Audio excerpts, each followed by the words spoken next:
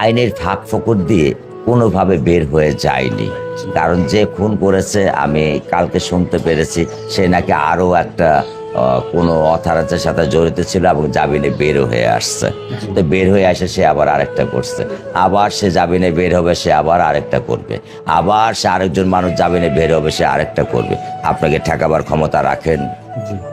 আপনার কাছে কি সেই ক্ষমতা আছে? আদালতের একজন বিচারপতির হাতে কি সেই ক্ষমতাটা আছে? আমি রূঢ় ভাষায় বললাম, আমাকে ক্ষমা করবেন। আপনাদের কাছে সেই ক্ষমতা কি রাষ্ট্র দিয়েছে? রাষ্ট্র কি আপনাদেরকে দিয়েছে? আপনি এখন অন্যায় করেন, আধা ঘন্টা পরে আপনি জামিনে বের হবেন, আপনি গলায় মালা দিয়ে ঘুরে বেড়াবেন। আপনি গতকালকে একটা কথা বলেছিলেন যে সরকারকে আমি ইসলামে লিখিত দিয়ে দিলাম যে আসলে বাংলাদেশে আমার এটা আমার আবেগের ভাষায় আমি বলেছি, যেটা আমি বাবা হিসাবে আমি আবার আবেগের ভাষায় বলেছি। কারণ আমি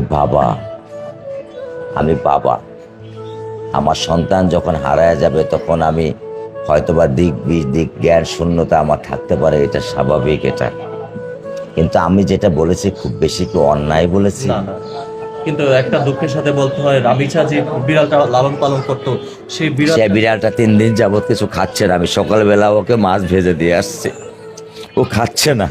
কারণ আমার মেয়ের পড়া টেবিলের উপরে বসে থাকতো আর ওকে এইভাবে চেটে দিত। আমি বকা দিতাম, ওরে সাবান দিয়ে মুখ ধোয়াই নিয়ে আসতাম, ওর বুক ছাড়া ও ঘুম আসতো না। এখন মেয়ে বিড়ালটা আমার 3 দিন যাবত কিছু খাচ্ছে না। আমি ওকে যতই ডাক দিতেছি ও আমাকে আরো খামসি দেয়, ও আমার কাছে আসতেছে না। ও আমার বুকে ঘুম আসতো, আমি ডাক দিলে আমার এখানে এসে বসে থাকতো। এখন আর 4 দিন যাবত ও আমার কাছে আসতেছে না।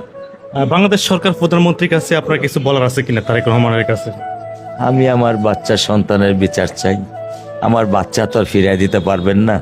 বিচার না পারেন না করেন, অন্তত আল্লাহর হস্তে এমন একটা সমাজ ব্যবস্থা দেন যে ব্যবস্থা আর কোনো